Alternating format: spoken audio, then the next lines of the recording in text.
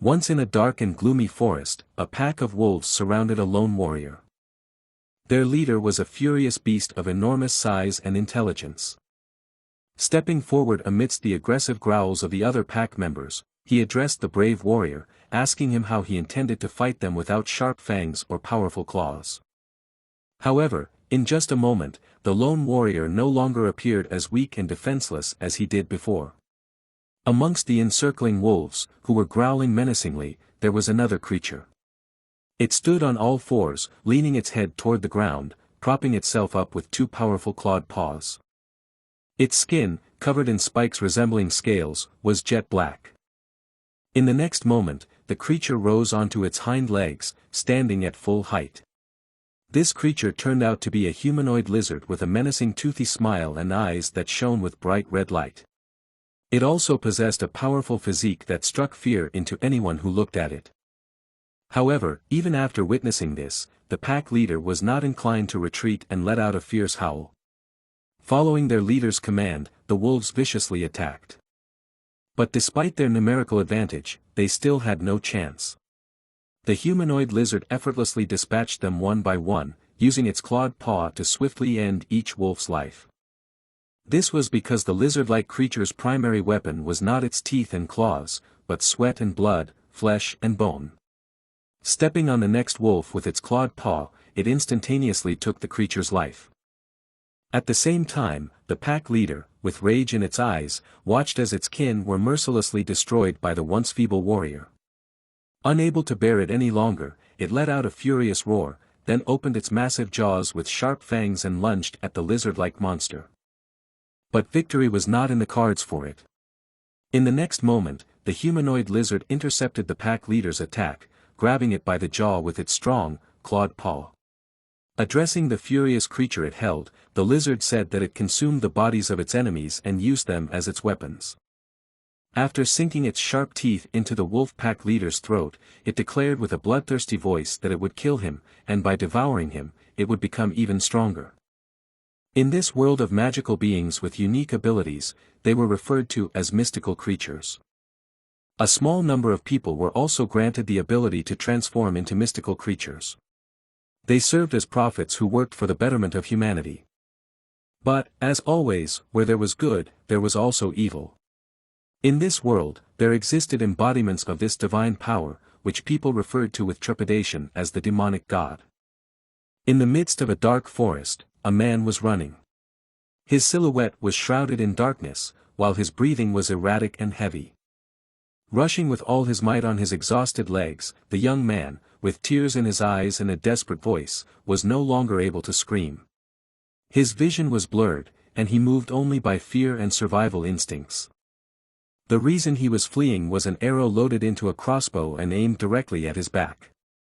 In the next moment, the sound of the released bowstring resounded, followed immediately by the painful cry of the fleeing man, who was struck in the back by the arrow. Right after that, a joyful male voice could be heard, laughing and celebrating the accuracy of his shot. The owner of the voice was a bald middle-aged man dressed in light armor, holding a crossbow in his hands. Another man with long hair praised him for the shot. The sharpshooter proudly responded with a smirk that it was quite easy. The attacker's sword dripped with blood after murders. For men lay in their own blood without signs of life. Their attempt to defend themselves had been unsuccessful, as there were more enemies, and thus their foes celebrated victory, while those who had lost forever froze on the cold forest ground. Before sunset, they needed to take anything of value, no matter how small. The bandits quickly searched the bodies and claimed their reward. "It's just a feeling, but today the forest feels particularly eerie," said one of the criminals, and with these words, the group of criminals began their journey. A group of 9 criminals walked through a natural alley of majestic trees, which, when darkness fell upon the forest, took on eerie shapes. The group was in good spirits due to their easy pickings. A sarcastic voice came from the crowd: "What monster could be in this forest, and why would it be watching us right now?" The crowd laughed in response. "Wait," shouted the group's leader, who was walking ahead. Everyone froze. The closest killer's face was covered in sweat, and even his thick beard and the hair hanging over his forehead couldn't hide his fear. He wasn't alone in this feeling, another criminal standing nearby shared his unease. It was evident even from beneath the black hood he wore. One of the bandits who stood at the center of the group and couldn't see anything couldn't hold back and asked, "What's there?" "Animal carcasses," the bandit replied heavily. His gaze revealed a horrifying sight. The trees were marked with claw marks from some creature, and some of them were torn in half and scattered on the ground. On one of the fallen trees hung the lifeless body of a dead wolf. Mutilated animal bodies were strewn all over. Even in semi-darkness, their gray bodies were clearly visible. Their eyes had lost their gleam, and bloody puddles flowed from their mouths. Martin, the bandit with slick back hair and a 3-day stubble, knelt down to examine the nearest body. Enormous chunks of flesh had been torn from the gray creature's body, exposing its bones. The bearded man approached his comrade and asked if this might have been a territorial battle, as one pack might have clashed with another, leading to a fight. The answer from the criminal disturbed everyone. "I'm not sure, but it looks like they were cut down unilaterally. It's something powerful." The bandit examining the bodies nearby suddenly exclaimed that the leader should take a look. Martin and 2 of his closest comrades got up and headed to where the man was pointing. "This is the corpse of a mythical creature," one of the bandits said. "The carcass of a massive black wolf with deep gashes on its hide. Some areas of the skin had been ripped off along with the flesh. The beast hadn't gone down without a fight, bloody traces were everywhere." But the men were not captivated by the dead beast, instead, they were fixated on the young man leaning against the wolf's carcass. It seemed as though the young man was dead. He had short black hair, a muscular torso, and a commanding presence. The youth's attire was somewhat peculiar, with a broad belt featuring an emblem resembling a dragon's head. His upper body was bare, and his arms, starting from the shoulders, were jet black. He wore armored gauntlets on his wrists. His pants and boots were unremarkable. Sorting their thoughts, the bandit with the hood and his men approached closer. The man immediately noticed that the body behind them was the leader of the pack. "What could this scoundrel be doing here?" Martin asked, looking at the bowed head of the youth. As they gazed at the carcass of the once fearsome beast, whose fangs appeared ready to tear people to shreds, the bandit wondered if this young man could have killed the magical creature. Before he could finish voicing his thought, Martin replied, telling him not to speak nonsense. "No one cares how this vagrant got here." Martin approached the guy even closer and stretched out his hand, saying that he needed to see if he had anything useful. Before the bandit could realize his plan, a sharp pain shot through his leg, and he couldn't hold back his scream. "What is wrong with this stupid lizard?" The red lizard, the size of a yard dog, clawed at the bandit's leg. "Get away from me," the bandit shouted, trying to shake the attacker off his leg. With a smile on his face, the bandit who had shot the young man with a crossbow some time ago approached Martin. But now he was holding a different weapon, a hunting knife. "Don't move, Martin," he said. "I will cut him in 2, he added. Then he swung and struck. Suddenly, the man felt a terrible pain in his arm. Looking at the place of the greatest pain, he saw only a blood fountain where his arm should have been. His punch at the lizard never reached the target. Instead, his arm was cut off by a one-handed battle axe. A scream of pain spread through the forest. The bandits' comrades prepared to fight when they saw their comrade's hand cut off by a stranger they thought was dead. Before the one-armed man could say a word, the fist of the stranger, who had just gotten to his feet and was ready to fight, flew into his face.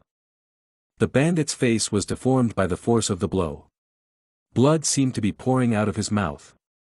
"Do not touch him without my permission," the stranger said with an almost demonic expression. "Or I will kill you."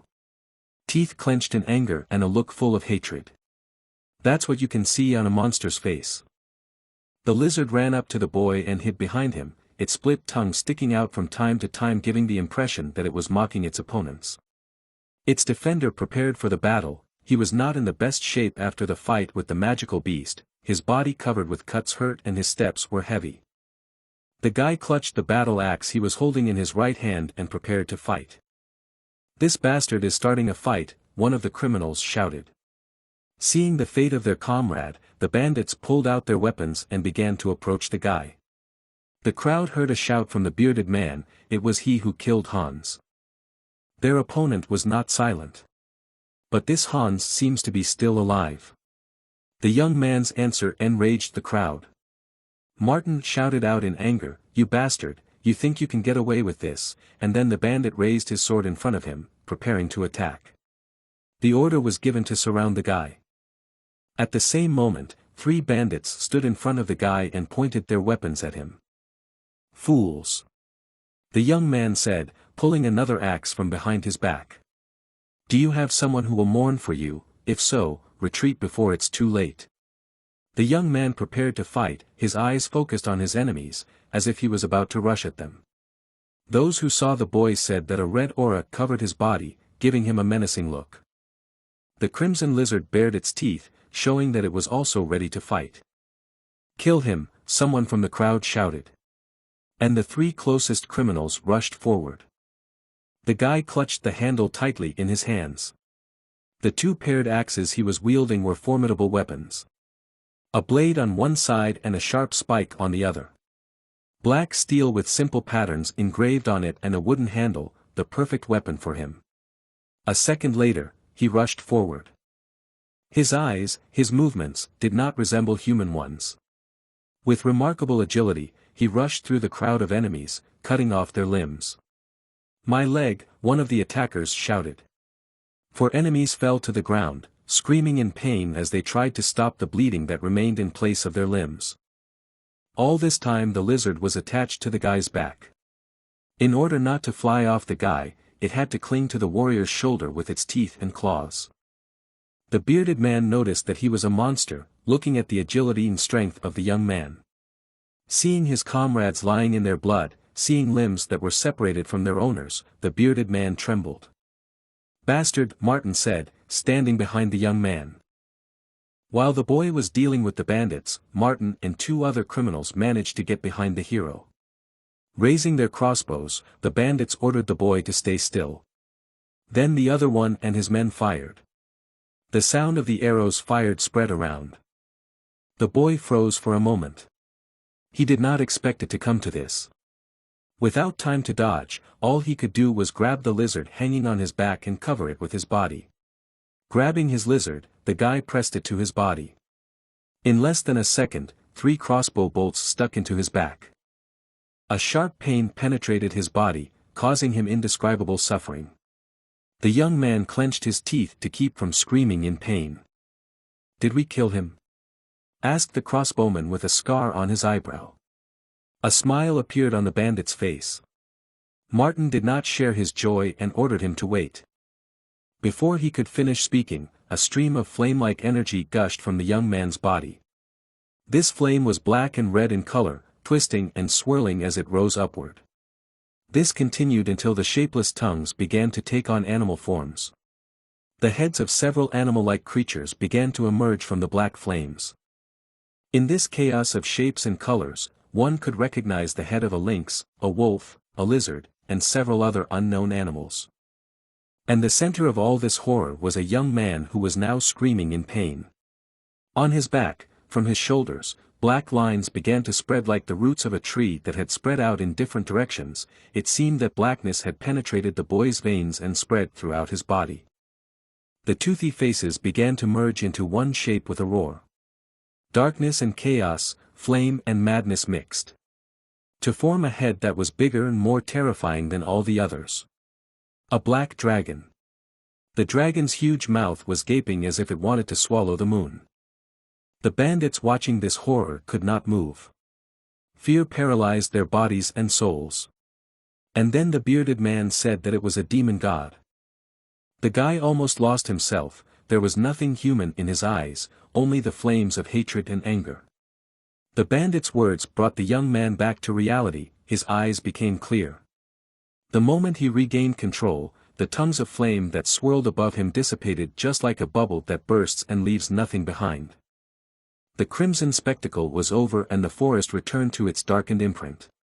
The young man fell to his knees, and the scaly friend did not leave his side, trying to help him somehow. The young man's body was smoking as if he had just been roasted on a fire, and this was not far from the truth. When he tried to get to his feet, he saw something strange in the trees, but he was not strong enough and lost consciousness. The night's darkness showed no signs of relenting. To provide some illumination to the settlement, the villagers lit braziers on the main street. A few houses had lights flickering in their windows. However, the interiors were empty as everyone had gathered in the square to inspect their incredible trophy. This small village was well protected with a high, nearly 3-meter wall lined with sharpened stakes. It had 2 pairs of massive wooden gates and 2 towers by the gates, manned with armed guards. The architecture of this place bore some resemblance to Scandinavian settlements. "I can't believe it," said the village leader, looking at the dead magical beast that had been brought here on a cart. The man with light hair, around 40 years old, examined the wolf once more. His eyes held surprise, even though he had seen a lot in his lifetime, as evidenced by the claw marks on his face, left by the monster. "Did you really do all of this?" the man asked, turning his gaze towards the young man who was chained and tied to a wooden beam.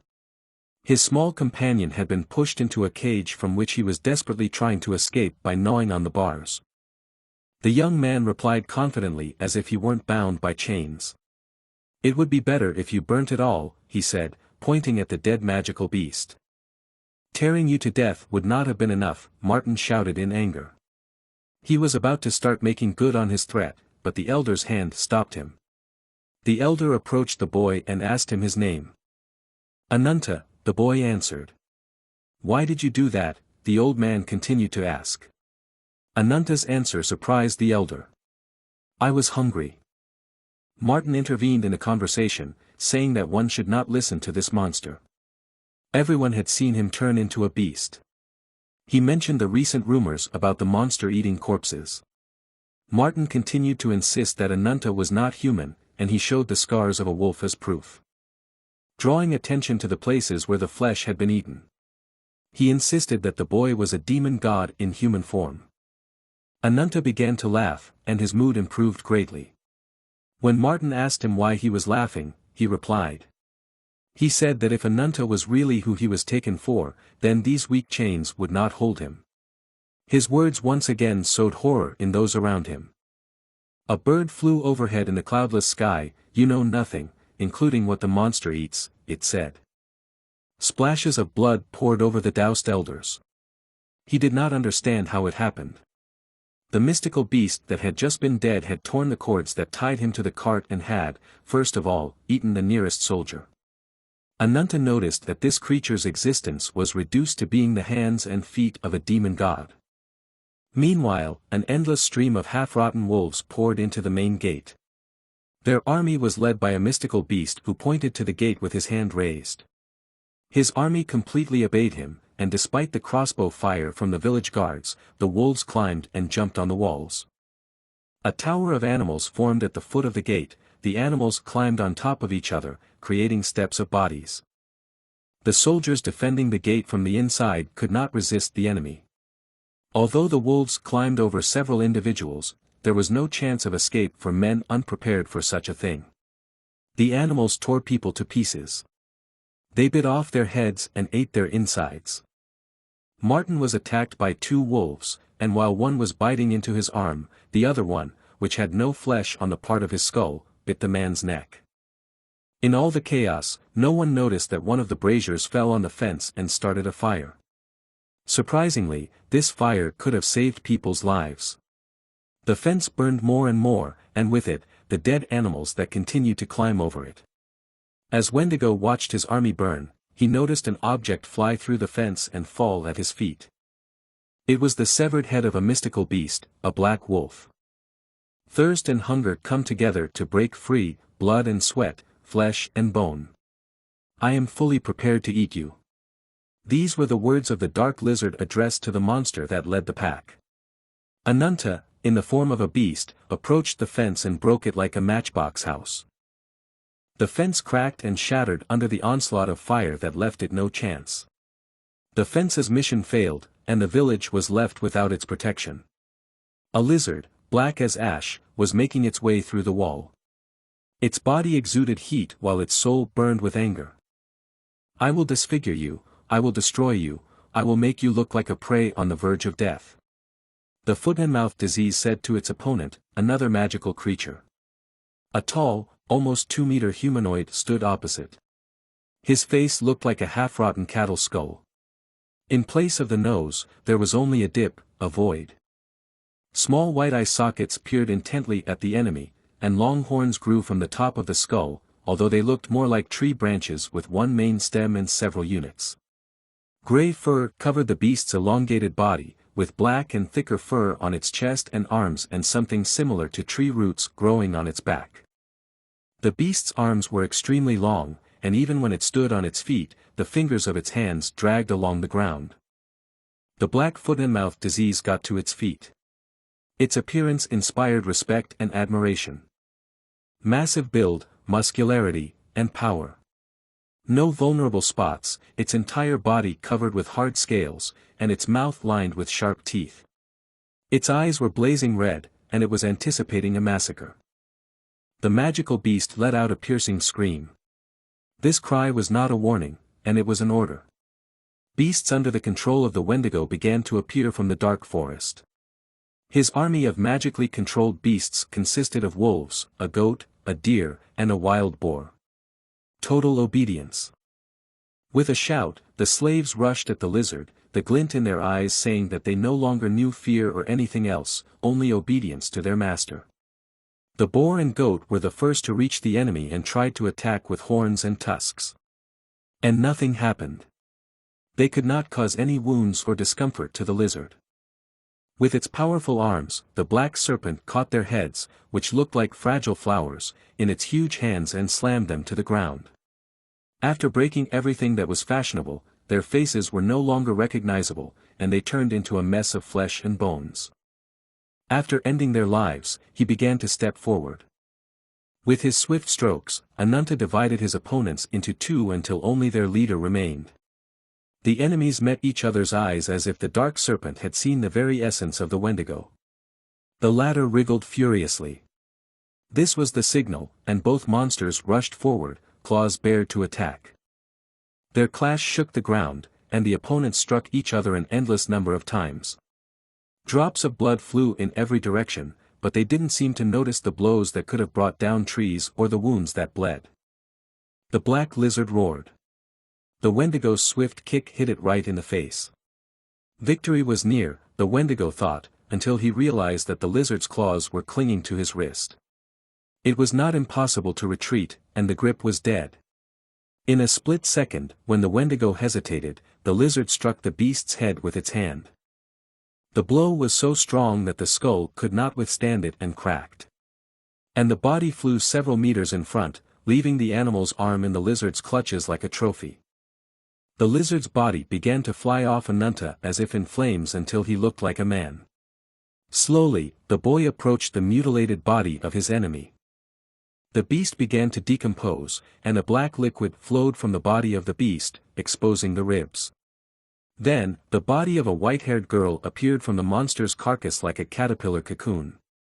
Having finally torn her out of the flesh that covered her, the boy grabbed the girl by the neck and lifted her off the ground. Straining his wrists, he began to slowly strangle her. The gleam in her blue eyes almost faded. Looking at her blue skin, the young man thought that perhaps she had been unconscious all this time while they were struggling. A strong wind suddenly picked up, and the boy concentrated on finding the cause of his uneasiness. Instinct told him that someone was watching him, but who? A whistle from the attack cut the silence, and the young man was unable to react to the enemy and was injured. Blood gushed from his right shoulder. The cut was not deep but noticeable. Turning around, the guy finally noticed the enemy. An abnormally large vulture was maneuvering in the air. All the greatness of which can be seen only when it spreads its powerful wings. The vulture descended to the ground and said, "You were a real god demon who devoured corpses. I have been watching you since you stepped on this earth." As he said these words, the vulture's feathers began to fall off until a middle-aged man appeared underneath.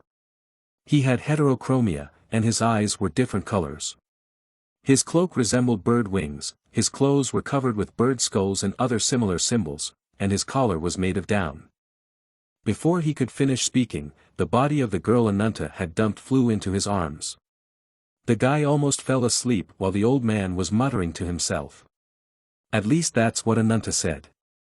The young man was not interested in this conversation. The only thing he wanted was to kill his opponent. The old man began his animal transformation, this time growing arms for combat.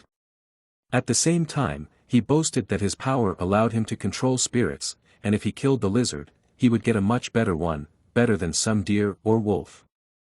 It was no longer just a giant bird. This creature had arms, legs, and wings. Raising its wings, the beast said one word, phantom, an aura appeared around the bird, and it began to spread throughout the territory. From contact with it, every dead person, whether it was animals that had already died twice or people who had given their souls to God not long ago, began to rise, becoming part of the army of the dead. The beast shouted that Ananta would be torn apart. The barricade of corpses rushed at the young man. A few seconds later, the boy was being torn apart by wolves that had their fangs in Ananta's arms and legs. At this time, the dead soldiers stabbed the boy with their spears, inflicting a piercing wound to his stomach and chest. Seeing that the boy was not a threat, the vulture flew up to Ananta and dealt him the final blow with its clawed hand. "Let us hear your mournful cry," the vulture said. Pierced by the bird's claws, enduring the pain and abuse of the monster, the boy spat blood from his mouth and laughed. In an instant, everything was filled with a red glow, a pillar of aura rose above the boy, it twisted and divided until the mouths of various mystical creatures began to form. Toothy smiles appeared here and there and then disappeared in the flow of energy, and above them rose the head of a black dragon, which was much larger than the other mouths. And the center of all the chaos was Ananta. His body did not change into the body of a lizard, instead, he seemed to be covered with an armor of fire and darkness, he had a terrible smile on his face, it was clear that the slaughter and killing, his complete dominance over the enemy, brought him pleasure and happiness. The vulture was frightened, he had never seen such power before. It was too late for the vulture to escape, the dragon's head opened its mouth and charged at him. With one bite, the dragon bit off the bird's upper body and swallowed it. Blood flowed like a river from the bird's wounds and mouth, and only the torso and two wing branches remained, but the life did not leave the vulture. Horror, fear, and despair overwhelmed the vulture as it fell into the dragon's throat and saw hundreds of jaws, claws, and beaks coming at it. The creatures of fire and darkness took him into their arms. Tearing, biting, tearing the stump of what had once been a mystical beast. The latter's suffering ended only when the monster grabbed the bird's head with its jaws and crushed its head. The blue eyes opened. The first thing the white-haired beauty saw was the darkness and fire clinging to the young man's body as if seeking refuge in it. She was mesmerized, unable to move or say a word. Lying on the ground, she watched the creepy creatures melt into thin air. Ananta, who was still shrouded in darkness, noticed her, and as he approached the girl, the remnants of the dragon's power almost completely disappeared. The young man said that the girl was free from the control of the demon god. The girl winced in pain. All she could remember was trying to reach for the shining wings. Her words worried Ananta. "Are you also a victim of these wings?" The girl could not understand Ananta's words. All she could do was ask who the boy was. The boy's answer stunned her. A descendant of the black dragon and a survivor. The devourer of all the demons of the gods of the world and the one who will destroy the incarnation of the wings. When she heard the main character's words, the girl lowered her gaze, which read incomprehension, confusion, and bewilderment. Sweat was dripping down her face, while her gaze seemed blank. After that, continuing to sit on the ground in front of the protagonist, she confusedly asked the one what he was talking about, adding that she didn't understand what he was saying. Not about the black dragon, nor about the incarnation of wings. While the girl was talking, the guy without any emotion on his face, continued to listen to her. Suddenly, the girl's eyes widened, and they were filled with confusion and incomprehension of what was happening. Then, in a confused voice saying that she was completely lost, she immediately lost consciousness and fell to the ground. As soon as the girl fell to the ground, the lizard sitting on the guy's shoulder hissed and looked at him as if asking what had happened to her. Ananta continued to look at the girl with his stern gaze, which almost never changed, and said that she was probably mentally tired of all the information he had given her. Then looking at the girl, who continued to lie unconscious, he thought about what he should do with her. At the same time the girl was in some space, which was painted in blood-red colors, splashing blood, which was covered with all the ground, was running somewhere. Images unknown to her began to appear in her mind, the first of which was a sign that looked like the wings of a dragon. Despair and fear was reflected on the girl's face, who continued to run in panic into the unknown, as if trying to escape from something. Suddenly another image surfaced in the girl's mind, which was the mystical creature she was turning into. It was covered in darkness and gloom, which instilled fear in the girl's heart. Feeling the gaze on her, the girl continued running and looked back, looking at the one who was chasing her with despair and fear in her eyes. The mystical creature that followed her was exactly what she had turned into not so long ago. With its massive feet on the blood-stained ground, it continued to follow her as if it was not going to let her go. Suddenly, the girl caught her foot on something and stumbled. Then, not even having the strength to put her hands in front of her to soften the blow, she fell face down on the ground, splashing the blood that covered the ground. Shivering with terror and fear, the girl struggled to rise. Her face as well as her clothes were completely covered in blood. With despair in her eyes she looked in front of her. Where in the pool of blood was a reflection, but not only her, and a terrifying mystical animal's small eyes, which frighteningly glowed bright blue light. Looking around, the girl realized that all this blood covering the ground was here for a reason. It belonged to the mountains of corpses that lay on either side of her. The whole thing was reminiscent of hell. The girl looked at her hands, which were completely covered in blood, with horror in her eyes. Shaking with fear and despair, she, breathing heavily in panic, tried to understand what was happening to her. But her thoughts were interrupted by a bright white light, which immediately dispersed the darkness that filled the space. This blindingly bright light belonged to a creature whose silhouette resembled an angel with two pairs of wings. The girl immediately turned around to see what had happened, as she had no idea where the light had come from. However, all she saw was someone's snow-white face with a smile on it. That smile was the last thing the girl saw, for the next moment she woke up and opened her eyes uncertainly, squinting against the bright daylight shining in her face. She was surprised to see a girl with pink hair staring at her, who greeted her with a smile on her face when she saw that she was awake. As it turned out, it was not just a girl, but a bunny girl, as a pair of cute long ears grew out of her head and a fluffy tail was visible behind her. Raising her hands to the top, she, glowing with happiness, said that it seemed to her that it was very painful in the dream, and that she had a nightmare. Hearing the bunny girl's words, the white-haired girl wondered if what she had seen was really a dream. However, she was interrupted by a man's voice. She turned around and saw a stern-looking guy, whom she had already seen before she had blacked out. He turned to his lizard and, calling her Ruby, ordered her to start. Turning to her master, she nodded in response. In the next moment, her eyes lit up with yellow light, while sparks of flame emerged from her mouth, which was also glowing. After which, a huge pillar of flame that was not quite the size of the lizard's body burst out from its mouth. The fire immediately began to consume a large pile of something, flaring up with even greater force. The silhouette of some creature appeared from the flames, its eyes shining with a bright light, as if it was trying to get out. But that was not to be, for the next moment, an even more intense torrent of flame consumed not only him but the other corpses as well. Ananta continued to stare at the flaming corpses with his usual scowl on his face. Once the flames subsided, the bunny girl with the same smile on her face announced that the monster that had been possessed by the demon was finally finished. But not everyone shared her joy and enthusiasm. The main character, with a fierce and cold expression on his face and exuding murderous intent, looked at the bunny girl.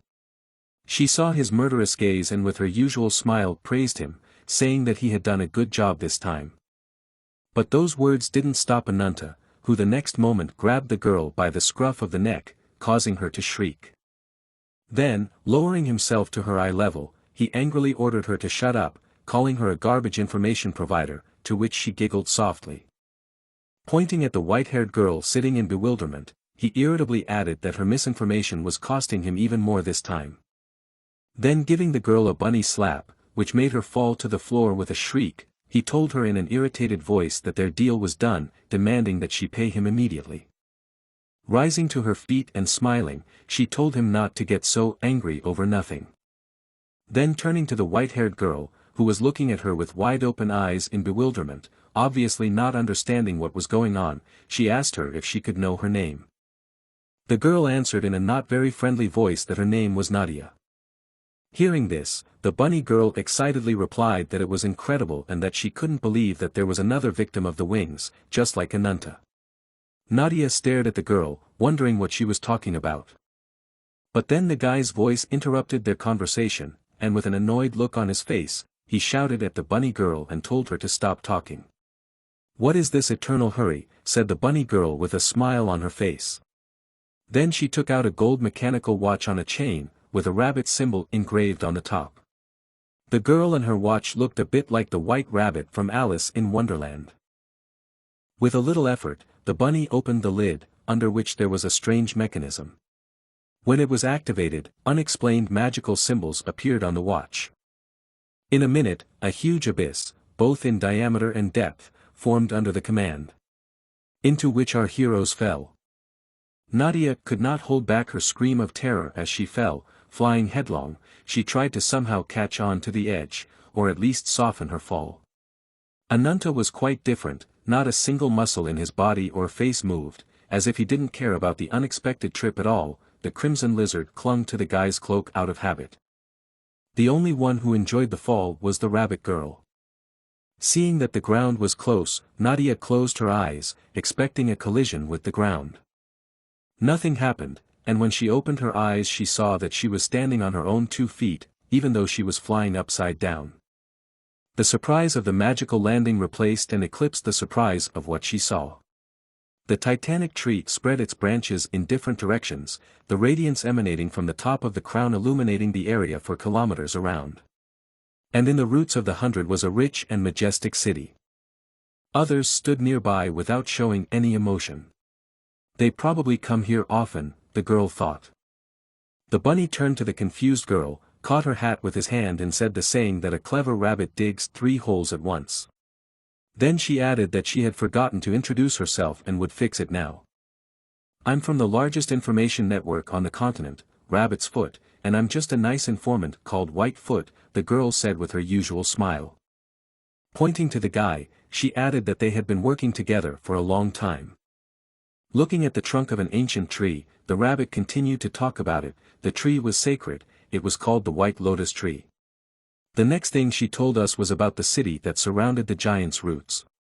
It turned out to be the largest trading city in the south. The White Paw wanted to add something else, but did not have time. "Stop!" the girl's shout stopped the bunny. Nadia thanked him for rescuing her from the demon's control, but she was no longer able to listen to the Foot's monologues. The girl continued, "If you want to continue the conversation, answer my question. Why did you bring me to this city? Shut up and follow me, I'll show you everything." With these words, Ananta silenced the girl. With an expression of complete indifference, he continued on his way. Entering one of the streets, the group found themselves at the city market. There were a lot of people and it was clear from their clothes that they lived in prosperity. The cobblestones that were laid everywhere and the white stone houses and walls confirmed this. After a while, Nadia broke the silence with a question. She wondered who the man was, the winged incarnation that Ananta was hunting for. The young man replied that he was a disgusting animal who thought he was a god. The girl was not satisfied with the boy's answer and wanted to hear more details. Then the Whitefoot intervened in the conversation, telling her that avatars received their human form and powers from the gods. The winged incarnations can also give power to others, but their powers are imperfect and it is not known whether it is a blessing or a curse. "Imperfect?" the girl asked again, clearly interested in the bunny's words. Unfortunately, the conversation could not continue. A harsh "we came" from the young man's mouth. The girl looked around and tensed up. She did not notice how Ananta had led them into a dark alley with people in chains everywhere. Men, women, and even children were chained and wooden shackled, their vendors glancing at the newcomers, sizing them up. "Welcome to the cafe's slave market," said a white foot. "Recently, there have been more people here," the paw continued, not forgetting to show the girl the right way. She continued her story: immigrants, travelers, vagrants caught by slave hunters, and even animal spirits can all be found here. While listening to the bunny, Nadia looked around the market until her eyes were drawn to a majestic white tiger in a cage. As the group approached the massive door, Nadia looked at the white foot and asked what this place had to do with the incarnation of wings. With one strong kick, Ananta sent her flying. Nadia's body curved and flew forcefully into the open door, after which it rolled down the stairs for some time. The girl did not immediately realize what had happened. Lying on the cold basement floor, she looked up and saw several people tied up. They looked exhausted and empty-eyed. Without understanding anything, she said, "These people." "Sacrifices," shouted Ananta from the doorway, "sacrifices to the incarnation of wings. At the top of the sacred tree, sacrificial offerings are made."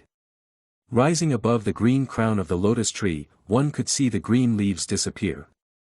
And instead hundreds of bodies with holes in them hang like garlands on the bare branches.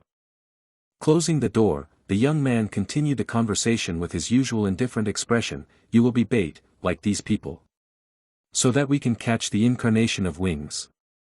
Nadia froze, and a cold sweat broke out on her skin as she saw the young man lock her prison and walk away. Ananta was in his usual gloomy mood, and when he left the dungeon, he told the bunny girl that the rest was up to her. She didn't mind at all and gladly agreed. But Nadia was not going to give up so easily and sit and wait for her fate. She made an attempt to learn more about her captors and climbed the steps to the door with the bars. She shouted loudly, "Wait," which attracted the attention of the bunny girl.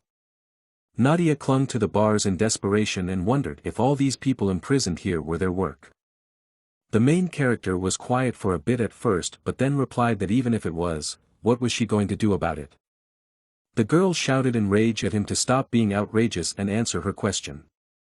She tried to press his feelings of pity and conscience and said that using weak and innocent people as a way to achieve her goals is.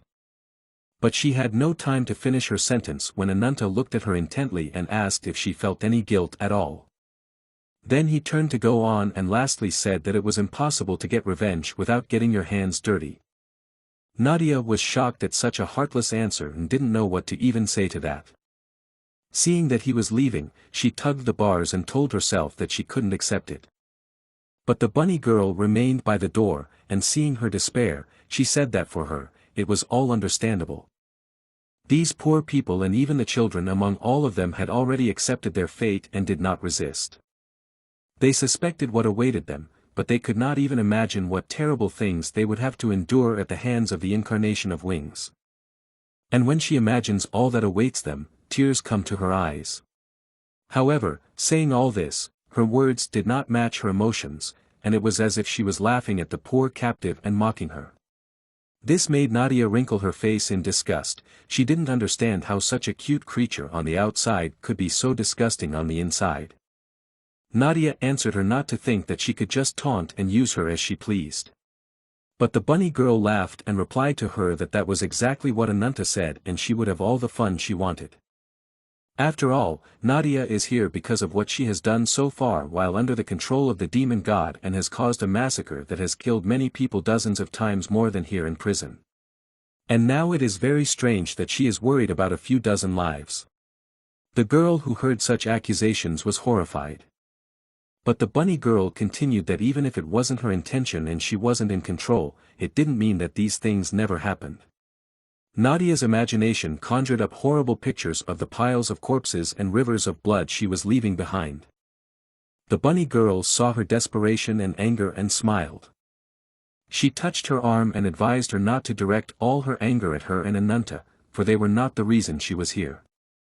It was all the fault of their common and identical enemy. The evil incarnation of wings. Who was atop a huge white lotus tree in the middle of the city, that's who was to be hated. The next day, our hero was sitting in the middle of a passage lined with stone bricks, where there were several warriors beside him preparing their weapons for battle. Ananta was also preparing for battle and checking his armor.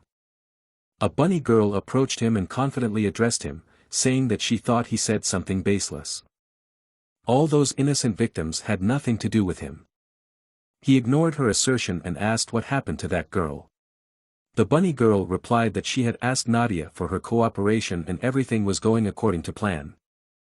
At the same time, there was a procession of captives in the middle of the city, led by guards more like priests in armor, white cloaks, and with spiky crowns on their heads. Nadia was among the captives, all of whom were about to be sacrificed. They were led to the White Lotus Temple and escorted by the wing guards themselves. Nadia looked up into the clear sky above her head that was displayed in her blue eyes and didn't know if this was the last time she would see it in her life. She was led along with the rest of the captives to a huge white temple that was located in the roots of a giant tree. This was part of their plan, or rather, the offering of the victim was the starting point of their plan to meet with the incarnation of wings. Along with this, they completed all the preparations to hunt down the incarnation of wings. There was a magical barrier around the White Lotus Temple that was impossible to pass through while it was active. However, during an arena battle that involved a sacrifice, the barrier would be removed for a short time. At that moment, the winner of the arena could touch the bark and break off a branch from the White Lotus tree, and it was a reward for the winner. After that, the incarnation of wings would soon descend to him to perform a ritual at the end of which the winner could receive the power of the beast or die in terrible agony.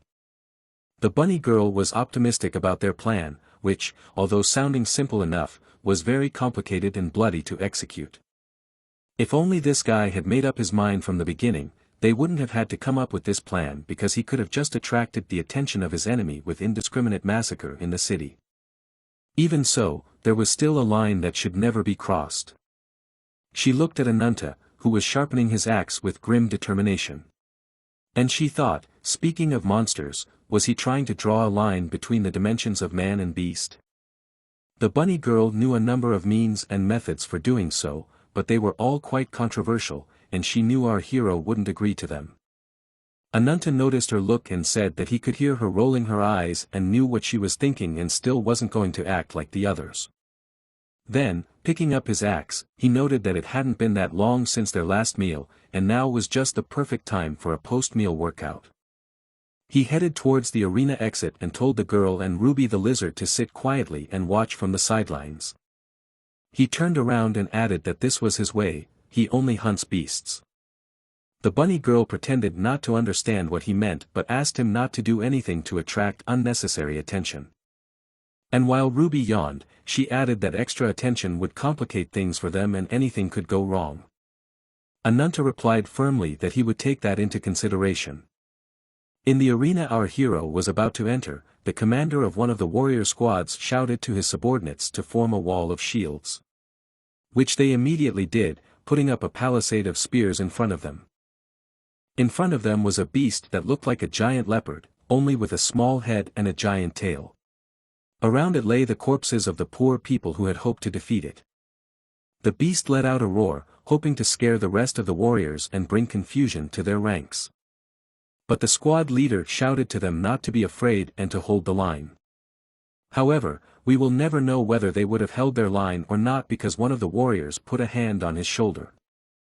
And with force threw him back to the ground. He only had time to cry out in pain and surprise. It was our hero who entered the arena and removed the annoying obstacle from his path. The other warriors were shocked by the way he boldly stepped towards the monster and asked, "What the hell is he doing?" The beast, seeing the fresh and seemingly unintelligent victim, immediately lunged at it with a growl. It brought its large clawed paw up to strike. Ananta sliced through the beast's paw with one powerful blow. That's why its attack never reached its target. Everyone was shocked to see such a powerful blow. And the bunny girl realized that he had disobeyed her after all. She watched the hero's bloody display of strength and remarked to herself, "He's such a trouble." The warrior squad leader didn't understand how this was possible.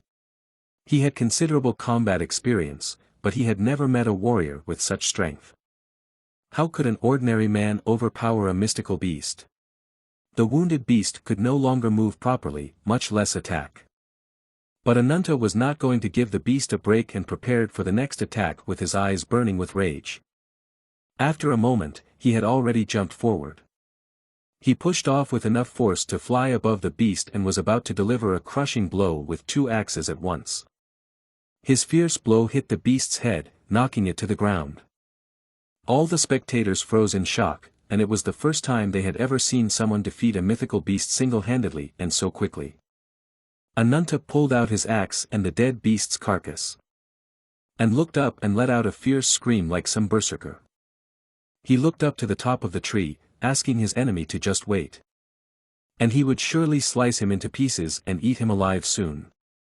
Meanwhile, despite the protagonist's threats, the top of the lotus tree was glowing with a white radiance. And at its foot, the procession with the prisoners went inside. Behind them, the gates immediately slammed shut with a thud. Nadia didn't like it, she felt as if she had entered a white and well-lit crypt rather than a temple. They were led down a brightly lit hallway with many pillars to a smaller tree. They were greeted by a loud voice that addressed the fear-filled citizens. Nadia tensed, this man was strangely familiar to her, and the mere thought of him instilled fear in her. The man, meanwhile, let go of the small bird that sat on his finger. And with a smile, he asked them to let go of their fear. He was saying welcome to them and greeting them in the temple of the goddess. He was surrounded by birds and dressed in a white and gold garment and seemed to have wings himself. Was he the ultimate evil and the incarnation of wings? The temple of the white lotus tree is surrounded by a barrier so strong that the place around it was nicknamed the sacred tree. For some unknown reason, all incarnations of wings settled there in search of offerings. Those who offered a sacrifice to the temple received the right to participate in the arena of Cepheus. Warriors who proved their strength in battle against beasts were rewarded with a branch of the white lotus tree. And those who are marked by the incarnation of wings are given a special power. Those who receive this power are called wing guardians. Let's go back to the time when Nadia was just locked in the cell with the rest of the people who were to act as victims. Standing at the cell door, Whitefoot was explaining to the girl their plan, which was to break through the incarnation of wings' defenses. And they planned to do so through infiltration under the pretense of sacrifice. Finished, she asked with a smile on her face if the girl had any more questions. Saying that it would be the last one, Nadia asked why Ananta wanted to kill the incarnation of wings, and was it something to do with his power? Whitefoot answered after a few seconds of silence that it wasn't that simple, and it would be impossible to explain in 2 words. However, she added that she could say one thing. A girl with pink hair, long ears and a hat on her head was standing in the middle of a ruined village that looked like hell. Namely, there was a creature called Death Incarnate. At this place was Whitefoot, whose usually cheerful face now lacked the usual smile. There was no emotion on her face, but her gaze was fixed on something. And that by its very nature boggled the imagination. In front of her was the boy who was little Ananta. Sitting on his knees in the middle of all this hell, he was screaming loudly and violently, holding someone's burnt corpse in his arms. Let us return from our memories to our time at the White Lotus Temple, where the same tall man with white hair and dressed in a stately robe, who greeted the people who had arrived as victims, addressing them in a majestic and present voice, urged them to raise their heads and accept salvation. The tired and more zombie-like people looked at the man with wide-open eyes that read surprise, fear and shock. Some of them folded their hands and cried out to God. At the same time, closing his eyes, the man in a majestic and present voice introduced himself as the saint whom everyone worships, for he is the owner of the white lotus tree, the incarnation of wings. Illuminated by a bright light like some deity, he introduced himself as Balzac el-Genie. Nadia strained to listen to the continued speech of this pseudo-deity, who addressed the people who had become offerings to him. He was telling them to prepare to enter a world of liberation where there would be no more suffering and despair. However, it was clear from the faces of the captives that they were not enthusiastic about such a future. Balzac el-Genie, with his manic smile, ended his speech with a call to entrust their bodies to the wings of salvation. It was amazing how different his seemingly kind words were from his intentions. But as soon as he fell silent, he was approached with a cry of despair by one of the captives, who tried to show all the respect she was capable of, shouting, "Oh, incarnation of wings!" The girl fell to her knees and desperately begged him to show mercy and spare her little sister who was standing beside her. She looked at this monster in a beautiful wrapper and asked him to please spare her sister's life. The incarnation of wings seemed determined to grant her request and extended his hand with the words, "O good people, show devotion with noble hearts." The girl glowed with happiness, not believing her ears and eyes. Could it be that her sister would be saved? She looked gratefully at the hand extended to her. But just as she had time to say thank you, her head exploded, littering everything around her. There it was, the true bloodthirsty essence of wings incarnate. Her little sister was shocked and stared at the corpse in horror. Just a moment ago she thought she was saved, but now everything was lost, everything she loved. The other captives were horrified. They didn't fully understand what had happened or how the girl could die. Their faces were contorted with fear, horror and hatred. Nadia was furious, but there was absolutely nothing she could do now. She just had to wait a little longer.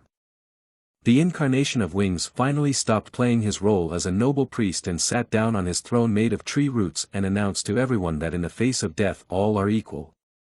He shifted one foot to the other and mundanely told the little girl that her sister was free from shame and pity. And soon she would reach nirvana. Balzac el-Genie sat back on his throne and enjoyed the terror and despair on the faces of his captives. He had expected absolutely no resistance. But something began to happen in the crowd of captives. Nadia froze in place and began to attract the attention of the guards. They began to suspect something and began to draw their swords to deal with the strange prisoner. However, Nadia was not just standing there. A dark aura with tongues of dark flame began to emanate from her. She was transforming into her beast for revenge. And in a moment, a horrible Wendigo head with burning blue eyes appeared in front of the guards who had no time to do anything. The darkness emanating from the creature surrounded and grabbed the guards by the throat, leaving them no chance. The incarnation of the wings looked bored and did not even move from his throne. He noticed that she was not a savior. Nadia overheard his snarky remark and angrily answered him that she was a heartless killer. The currents of the dark tribe surrounded her and she was ready to end it all here and now. Balzac el-Genie laughed at her and asked, "So there was an incarnation among the victims?" To him it was all amusing and nothing more. He felt absolutely no danger to himself. Nadia shouted, "Yggdrasil and Kernan," and began to transform into her monster, tearing the bonds that bound her. Deer antlers from the darkness appeared above her head and along with her long ears she was now very much like a wild deer. But something caught her attention during the transformation and she paused a little. She saw the frightened faces of the other captives who were screaming in terror, "Monster," and didn't immediately realize what had scared them so much. But as soon as she turned around and looked at her frightening shadow it all became clear to her. The frightening silhouette of her monster was indeed terrifying and frightening.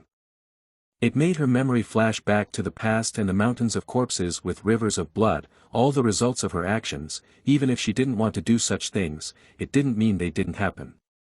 But now she knew who was to blame and she was determined to get revenge on him. But her thoughts were interrupted by the voice of the wings incarnate, who ordered her not to resist, and as it turned out, it was hard enough not to obey him. A boy with white hair and a blank stare approached the younger sister of the dead girl and supported her, preventing her from falling. He then turned his gaze to Nadia, who also looked at the children with her black eyes. Suddenly her eyes turned a normal color and a warm smile appeared on her face, giving her a feeling of safety and calmness. In the next instant, hundreds of huge roots burst out of the ground, rushing towards the sky. This ability was named Yggdrasil. Some of the roots immediately grabbed tightly onto the nearby guards, who were bound and had no way to do anything. While the guards were dangling in the air, a large dome-shaped barrier made up of the same roots appeared around the group of people who were to become victims for the incarnation of wings, which was called a Zeus. Standing in front, and holding the staff that began to form from the roots, she turned to all the captives and said in a firm voice not to worry. Clenching her hand into a fist, she added in a determined voice that she would definitely protect them. However, in the next moment, her face took on a shocked, intense look. Because in the next second, a large beam of bright light struck the barrier that was in front of her, causing a loud explosion. Balzac Ilgini, who was the perpetrator of this attack, turned to the girl in a mocking voice and called her a cocky dear and told her to stop talking nonsense. After that, he asked in a cocky voice, "Does a nameless incarnation from a distant land dare to resist him?" The silhouette of a girl who held a staff in front of her began to emerge from the dust clouds that appeared after the incarnation's attack, and she told the guy that she actually had a name. "And my name is Nadia," said the girl in the same unwavering and dignified voice, who had a wreath of the same tree roots formed on her head, and then added in a firm voice that she was an incarnation of nature. The one who heard the girl's words replied in a mocking voice that she was foolish but quite brave. But the girl did not react in any way to the guy's mockery, but concentrated on her upcoming attack, once again beginning to manipulate the roots, which were eventually formed into a huge tree hammer, with a bright green light shining around it. This ability had the name Sucheless. While forming the hammer, the girl pondered whether the enemy's previous attack had been an invisible wave or telekinesis, as even though she was able to instinctively block it, she didn't feel threatened by it. But deciding that it didn't matter now, she focused on her attack, telling herself that she would crush Balzac Ilgini with all her strength. In the next second, with all her strength, she attacked the guy with the Sucheless hammer, which immediately flew towards him at a great speed. However, despite the seemingly enormous danger, he stood still and only grinned. The next moment, an iridescent aura in the shape of various wings formed around him, which resembled the tail of a peacock. The incarnation of wings extended his hand towards Nadia and ordered her to obey him. There was a loud and powerful explosion that was heard even in the arena, and Ananta stood over the defeated beast and raised his head to see where the noise was coming from. All the people in the stands fidgeted and asked each other what was wrong. Someone in the crowd said that the sound was coming from the white lotus tree, and everyone immediately raised their heads to look there. Even the warriors in the arena forgot about the battle and stared at the tree. Our protagonist knew roughly what was going on there, but he was as usual speechless. Meanwhile, inside the white lotus tree, Nadia was shocked by what she saw. She couldn't believe her strongest attack had been destroyed so easily by a single beam of light. She now realized that her enemy was on a whole other level, for in the face of her attack he didn't even move and continued to stare at her smugly. High at the top of the temple hung a huge golden cage, inside of which was darkness. From the noise below it began to shake. The incarnation of wings looked at the insolent prisoner who dared to defy him and asked if such a pitiful power was all she had. And after saying that, he snapped his fingers. The huge golden cage that hung from the ceiling fell to the ground with a loud clang, scattering dust and small stones. Nadia could barely stand on her feet from such a blow. She didn't realize what was happening, which showed very clearly on her face. The next second, however, when the dust cleared, her confusion was replaced by horror as she saw the creature that had broken free from its confinement. A huge shadow of which covered the terrified girl. She had never seen anything like it before. This monster had tattered wings with feathers and spikes, and they resembled more the wings of a pterodactyl than a bird. The captive boy shouted to her that it was dangerous, trying to warn her, but it was too late. The very next instant her eyes widened with pain and surprise. When she looked down at her body, she saw two large bone spikes that had hit her shoulder and the side of her stomach. The incarnation of wings with his sneaky smile advised her to be careful. Above him stood his hand monster at full height, the hideousness of which was hard to describe.